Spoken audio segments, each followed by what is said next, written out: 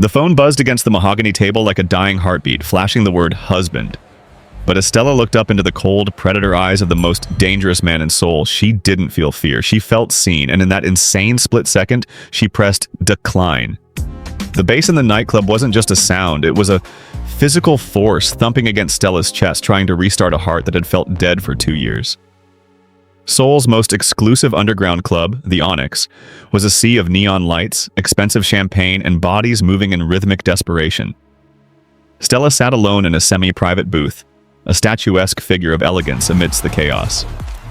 Her dark skin glowed under the purple strobe lights, and her dress, a silk slip of emerald green, clung to her curves, making her look like a jewel someone had carelessly left behind. She wasn't supposed to be here. She was supposed to be at home, in the cold, empty apartment she shared with David, waiting for him to return from yet another business trip that smelled faintly of cheap perfume. But tonight was their 5th anniversary, and the apartment had been silent. No flowers, no card, just silence. So she had run. Across the room, in the raised VIP section guarded by men in sharp black suits, movement ceased. Do-hyun sat on a velvet throne, a glass of whiskey untouched in his hand. He was the ghost of Seoul, a man whose name was whispered in fear by politicians and police alike. He was bored. The women parading in front of him were beautiful, yes, but they were empty. They wanted his money, his power, or the thrill of the mafia lifestyle. Then he saw her. She was staring into her drink, swirling the melting ice. She looked like a queen in exile. Do-hyun leaned forward, his sharp, angular face catching the light. He watched the way she held herself, proud yet shattered. He signaled his bodyguard to step aside, giving him a clear view. Suddenly, the phone on Stella's table lit up. Bzzz. Bzzz. Bzzz. The screen flashed bright white in the dim club. Husband. Stella froze. The vibration rattled the glass of her drink. It was David. He was calling, probably to make an excuse or maybe to ask if she had ironed his shirts for tomorrow.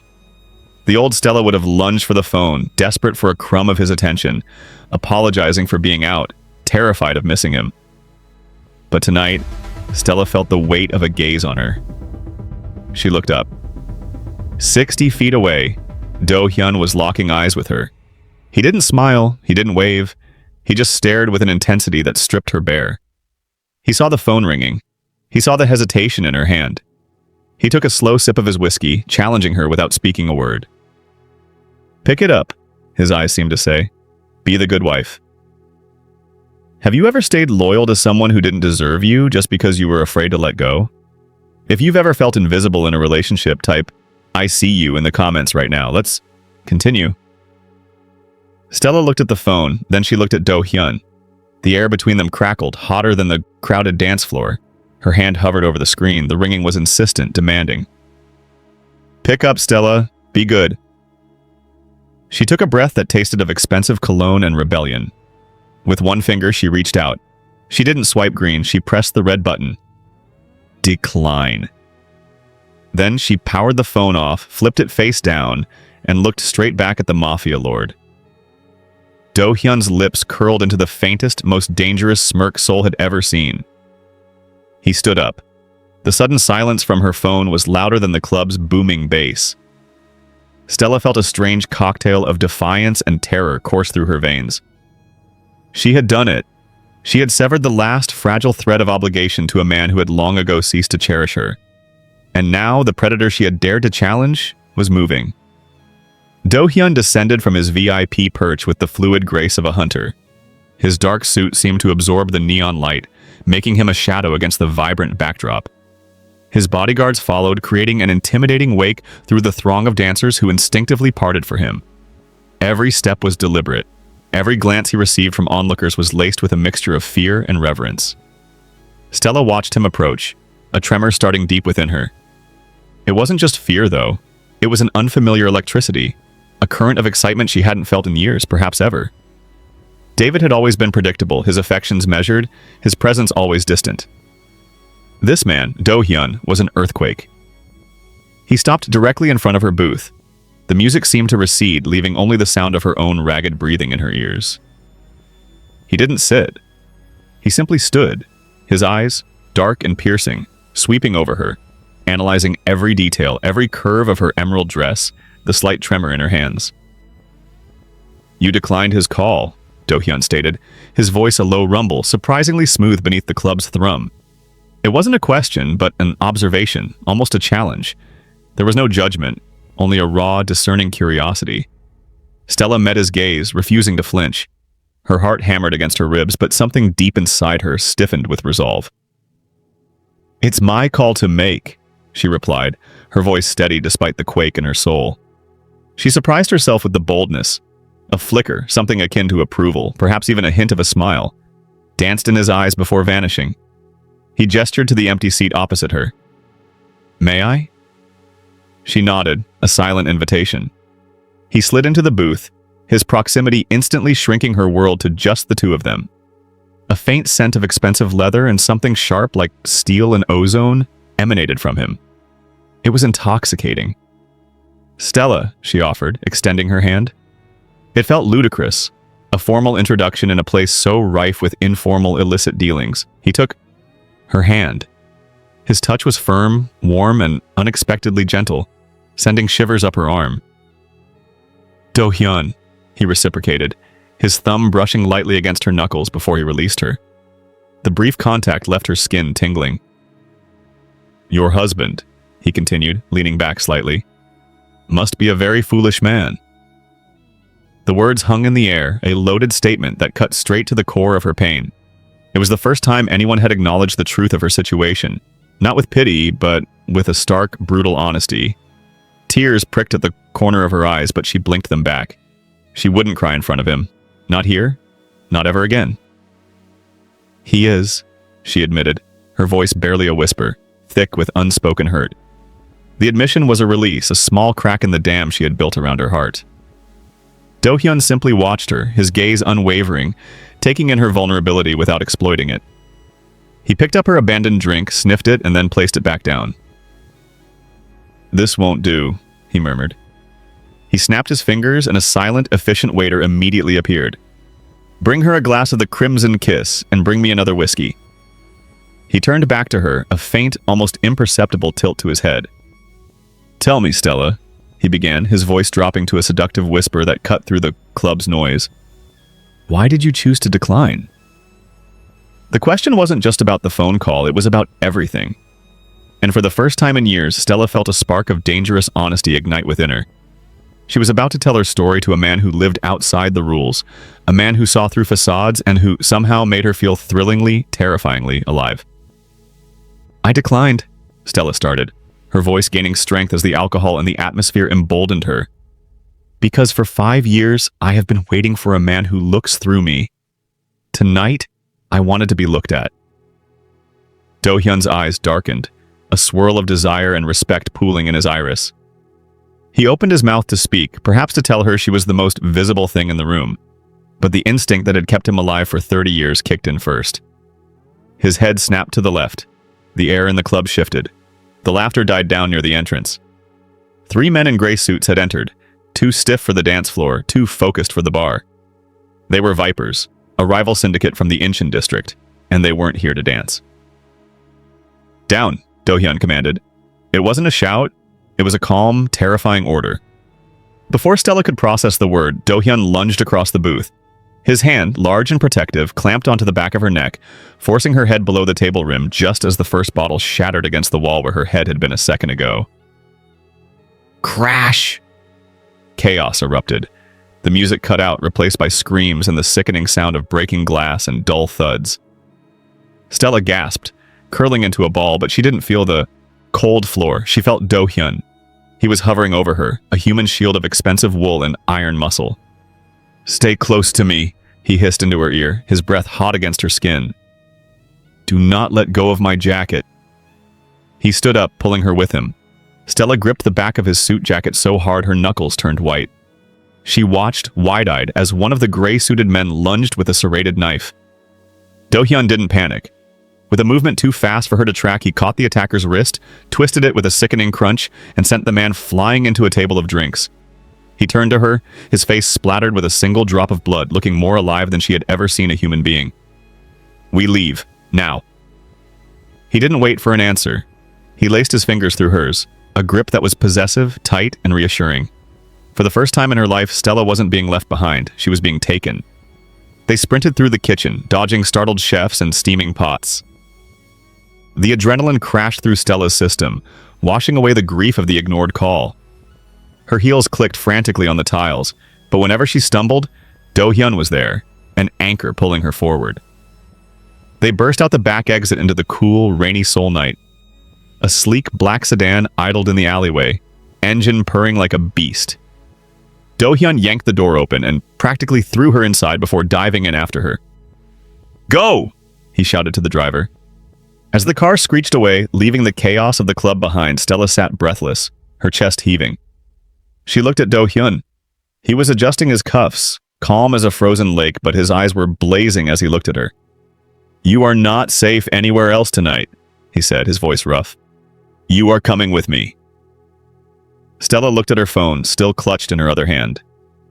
It was dead. And looking at the dangerous man beside her, she realized she didn't want to turn it back on. The ride was a blur of city lights and rain-slicked streets, ending in the private underground garage of a skyscraper that pierced the Seoul clouds. Do-hyun escorted Stella into a glass elevator that shot upward so fast her ears popped. When the door slid open, Stella stepped into a world of cold perfection. Do-hyun's penthouse was a fortress of black marble, steel, and floor-to-ceiling windows overlooking the glittering city. It was breathtaking, yet utterly void of warmth, much like the man standing behind her. "You're shivering," Do-hyun noted. Stella looked down.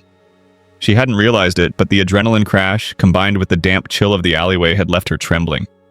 Her emerald dress, once a symbol of rebellion, now felt flimsy and exhausted. Do-hyun disappeared into a corridor and returned a moment later holding a crisp white dress shirt. It was absurdly large for her, but the gesture cracked something in her chest. "The bathroom is to the left. A hot shower will help. Put this on." He didn't hand it to her. He placed it on the edge of a leather sofa, maintaining a respectful distance that somehow felt more intimate than if he had touched her. Narrator voice by... Quick question for the Halodrama Squad. Be honest. If a dangerous billionaire saved you and took you to his penthouse, are you staying or running? Type "I'm staying" Yag in the comments if you love a little danger. 20 minutes later, Stella emerged. The steam from the shower clung to her skin. She was drowning in Do-hyun's shirt, the sleeves rolled up 3 times, the hem hitting her mid-thigh. Her natural hair was damp, framing her face. She found Do-hyun standing by the window, staring out at the city, a glass of amber liquid in his hand. He had removed his jacket and holster, his sleeves rolled up to reveal forearms corded with muscle and faint, jagged scars. He turned when he heard her bare feet on the marble. His eyes widened slightly. If he thought she looked beautiful in the club, she looked devastating now, raw, natural, and wearing his clothes. "Better?" he asked, his voice huskier than before. "Much," Stella whispered. She walked toward the window, standing beside him but not touching. The city lights of Seoul reflected in the glass, superimposing their reflections over the skyline. "Why did you help me, Do-hyun? You don't know me." Do-hyun took a sip of his drink, his eyes never leaving her reflection in the glass. "I know enough. I know what it looks like when someone is screaming for help without making a sound." He turned to face her fully, the space between them charged with magnetic tension. "And I know that tonight, neither of us wants to be alone." He offered her a glass of wine he had already poured. As she took it, her fingers brushed his. The contact was electric. They were trapped here high above the world, with a storm raging outside and a different kind of storm brewing inside. "Do you want to call him?" Do-hyun asked, nodding toward her dried-off phone on the table. "Your husband?" Stella looked at the black screen, then she looked at the scars on Do-hyun's arm, proofs of a hard life, yet he was the one offering her comfort. "No," she said firmly. "I don't want to talk to him." Do-hyun swirled his ice. "Good, because I don't want to share you." The wine was a rich, dark red, mirroring the heavy atmosphere in the room. They moved to the plush leather sofa, sitting on opposite ends, legs tucked under them, facing each other like 2 wary nations negotiating peace. "You said he was foolish," Stella broke the silence, twisting the gold band on her finger. "He's worse than foolish. He's cruel." Do-hyun waited, his gaze soft, urging her on. Tonight is our 5th anniversary, Stella whispered, looking into the wine glass. I went to his office to surprise him before the dinner he promised me. The secretary. She was wearing the necklace I've been begging him for. She didn't even hide it. She smiled at me. A pitying smile. Her voice broke. I realized then that the business trips were just him building a life with someone else while I kept the house warm. She looked up, eyes burning with unshed tears. When he called tonight, I realized if I answered, I would just be accepting that life. Declining that call was the first time I chose me. Do-hyun set his glass down with a sharp clink. His jaw was tight, a muscle feathering in his cheek. The idea that someone could treat this woman as an option rather than a priority seemed to offend his very nature. I was married once, Do-hyun said. The confession hung in the air, heavy and unexpected. Stella's eyes widened. You? Before I was the boss. Before I was feared. He rolled up his left sleeve further, revealing a jagged, ugly burn scar that wrapped around his forearm like a snake. I tried to leave the life. I wanted to be a normal husband, but weakness invites wolves. He traced the scar absent-mindedly. They came for me. My wife. She got in the way. She died because I was too afraid to be who I needed to be. I learned that day that power is the only thing that guarantees safety. He looked at Stella, his dark eyes intense. Your husband thinks power is controlling you. He is wrong. Power is the ability to protect what you love. And he failed. Stella reached out. It was an instinct she couldn't control. Her fingers, cool and slender, brushed against the raised skin of his burn scar. Do-hyun flinched, not from pain, but from the shock of her tenderness. He didn't pull away. You're not a monster, Do-hyun, she whispered, her hand resting on his arm. You're just a man who loved too hard. And you, Do-hyun said, turning his hand to catch hers, interlacing their fingers, are not a victim. You are a queen who finally woke up. The air shifted from sorrow to something sharper. Desire. The shared pain had built a bridge between them, and now, standing in the middle of it, they realized how close they actually were. The emotional weight of their confessions hung in the air, but strangely, it wasn't heavy. It felt like a foundation. Do-hyun stood up, breaking the trance. You haven't eaten. He walked to the kitchen island, an ultra-modern slab of black granite. Stella watched, mesmerized, as the feared mafia lord of Seoul rolled up his sleeves further and began to boil water. There were no servants, no guards, just him, making instant ramyun with the precision of a tactician. Spicy? He asked, glancing over his shoulder. Surprise me, Stella replied, a small, genuine smile touching her lips for the first time that night. They ate in the living room, sitting on the floor by the coffee table, the city lights twinkling behind them like distant stars. The steam from the spicy noodles warmed Stella's face. It was such a simple domestic act, slurping noodles at 2:00 a.m. But with David, she had dined in silence at Michelin star restaurants, feeling completely starved. Here, sharing a cheap pot of noodles, with a dangerous stranger, she felt full. You have sauce, Do-hyun murmured, his voice dropping an octave. Stella reached for a napkin, but Do-hyun was faster. He leaned in, his thumb brushing the corner of her mouth. His skin was rough, calloused from years of violence, but his touch was agonizingly slow. He didn't pull his hand away. He cupped her jaw, his dark eyes searching hers, asking for permission. The air in the room seemed to vanish. Stella, he whispered. It sounded like a prayer.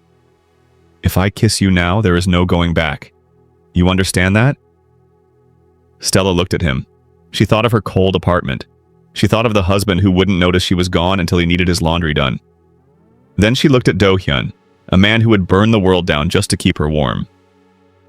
She didn't speak. She simply leaned forward and closed the distance. Their lips met, and it wasn't tentative. It was an explosion. It was the crash of two lonely planets colliding. Do-hyun groaned, a low sound in his throat, and his hands tangled into her hair, pulling her closer. Stella gripped his shoulders, anchoring herself as the kiss deepened, tasting of spice and whiskey and salvation. For the first time in years, she wasn't just a wife. She was a woman. And she was on wire. He pulled back just an inch, both of them breathless, his forehead resting against hers. You are mine now, he vowed, his voice fierce. I don't care who he is. You are mine. And in that moment, Stella wanted to believe it was true. Morning light filtered through the floor-to-ceiling windows, turning the gray city into a haze of gold. For a few hours, Stella had forgotten who she was. Waking up in Do-hyun's arms felt like waking up in a different timeline, one where she was cherished. But the world outside the glass castle had not vanished. The intercom on the wall buzzed. It was a harsh, grating sound that sliced through the morning peace. Do-hyun tightened his arm around her waist, his eyes snapping open, instantly alert. He didn't look like a lover anymore, he looked like a soldier. He untangled himself from her and walked to the wall panel. He pressed a button. Report. Sir, the concierge's voice trembled through the speaker. There is a man here, a Mr. David Okafor. He says he is tracking his wife's phone. He has police with him. He claims you have kidnapped her. Stella felt the blood drain from her face. David. He hadn't called to apologize. He had tracked her like a piece of stolen property. Do-hyun slammed his fist against the wall, the impact shaking a nearby painting. I will kill him, he growled, reaching for the holster he had discarded the night before. He comes to my house, I will end him. No. Stella scrambled off the sofa, grabbing Do-hyun's arm. The metal of the gun was cold against her skin. Do-hyun, stop! If you hurt him, the police are right there. You'll go to prison. You'll lose everything. Do-hyun looked at her, his eyes wild, with a protective rage. I do not care about everything. I care about you. And that is why I have to go down there, Stella said, her voice trembling but resolute. The words hung in the air like smoke. Do-hyun froze. He looked at her as if she had slapped him. You are choosing him? I am choosing you, Stella cried, tears spilling over. David is a petty, vindictive man. If I stay here, he will destroy your reputation, your business. He will drag us both through the mud. I can't let you ruin your life for a woman you met one night ago. It was not just one night, Do-hyun said, his voice dangerously quiet. Don't you dare say it was just one night. The intercom buzzed again. Sir, the police are asking to come up. Stella stepped back, pulling her hand away from his. The separation felt physical, like tearing stitches. I have to go back to end it properly, Do-hyun. I can't hide behind you. I need to face him. She turned and ran to the bathroom to change back into her emerald dress. When she emerged, Do-hyun was standing by the window, his back to her. He didn't turn around. The distance between them was suddenly an ocean. If you walk out that door, Do-hyun said, his voice devoid of emotion, masking the pain. I cannot protect you. I know, Stella whispered. She opened the door and walked out, leaving the only place that had ever felt like home, walking back into the fire.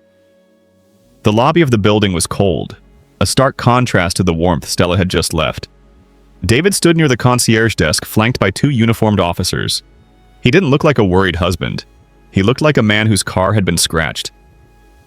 When the elevator doors opened and Stella stepped out, David didn't rush to hug her. He checked his watch. Do you have any idea, David hissed, stepping forward and grabbing her upper arm hard enough to bruise, how much this is going to cost me? My partners are asking why my wife is missing on our anniversary. Stella looked at the hand gripping her arm. It was a familiar weight, but now, after feeling Do-hyun's touch, it felt like a shackle. Is that all you care about, David? Your partners? Don't start with the drama, David snapped, pulling her toward the exit. He nodded to the officers. She's having a mental episode. We're leaving. He dragged her toward the spinning glass doors. The rain outside was pouring now. Stop, Stella said. She dug her heels into the marble floor. David yanked harder. Get in the car, Stella. I said stop, Stella screamed, her voice echoing off the high ceilings. She wrenched her arm free, stumbling back. The police officers exchanged uneasy glances. I am not having an episode, Stella said, her voice trembling but clear. She looked at the man she had wasted 5 years on. I am leaving you. I am not going home with you. I am not your prop anymore. David's face twisted into a sneer. And go where? You have nothing. No money, no family in this country. You are nothing. Without me.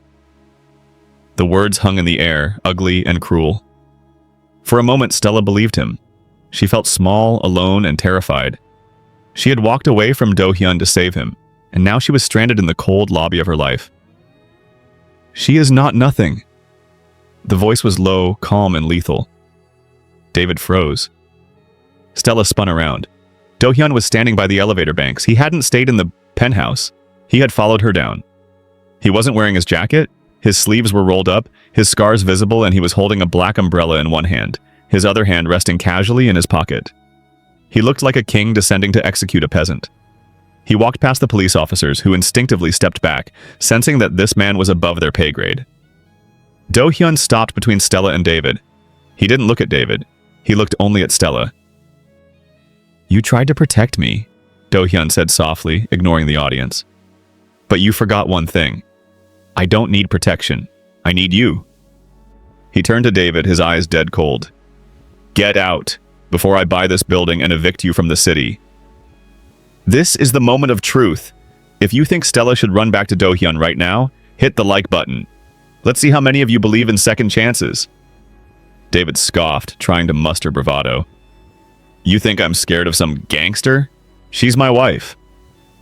Do-hyun took a step forward, invading David's personal space. "She was your wife. Now, she is the woman who declined your call to be with me. Do the math."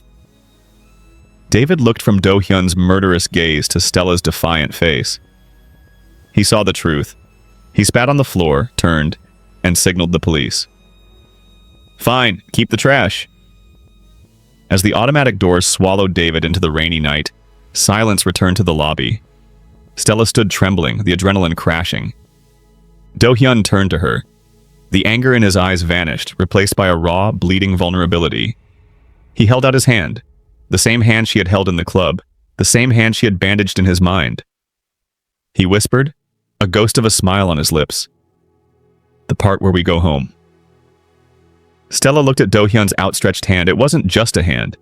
It was an invitation to a life where she didn't have to shrink to fit. She reached out, her fingers lacing with his, gripping tight. The warmth of his skin chased away the chill of the lobby and the cold memory of David. "Take me home," she whispered. Do-hyun didn't smile. He just nodded, a look of profound relief washing over his features. He pulled her close, wrapping his arm around her waist, shielding her from the world. They walked back to the elevator, leaving the debris of her past life on the lobby floor. 1 year later, the Seoul skyline was just as bright, but the silence in the penthouse was no longer cold. It was the comfortable silence of two people who didn't need words to understand each other. Stella sat at the black marble island, now covered in sketches and fabric swatches. She had started her own fashion line, Emerald, inspired by the dress that changed her life. She was no longer the invisible wife, she was a creator, a force, a woman seen by the world. Do-hyun walked in, looking tired from a meeting with the syndicate heads, but as soon as his eyes landed on her, the hardness melted from his face. He walked over, wrapping his arms around her from behind, burying his face in the crook of her neck. "You are working too late," he murmured, kissing her shoulder. "I'm inspired," she laughed, leaning back into him. Suddenly, a phone buzzed on the counter. It wasn't Stella's old phone. That one had been thrown into the Han River a year ago. This was a new one. The screen lit up. Calling, my love. It was Do-hyun's phone calling her from his pocket just to test her. It was a game they played. Stella looked at the screen. She remembered the night at the Onyx, the dread of the word husband, and the power of the decline button. She looked up at Do-hyun, whose eyes were twinkling with mischief and adoration. "Are you going to answer that?" he teased. Stella smiled, a smile that reached her eyes and lit up the room. She didn't hesitate. She swiped green. "Always," she said into the receiver, looking directly into his eyes. She had declined the wrong man so she could finally answer the right one. And in the arms of the most dangerous man in Seoul, Stella had found the safest place on earth. And that is the power of knowing your worth. Stella went from being ignored to being adored. If you love this story, please subscribe and hit the bell icon so you never miss an episode. And tell me in the comments, what is the one thing in a relationship you will never compromise on? Thanks for watching, and see you in the next story.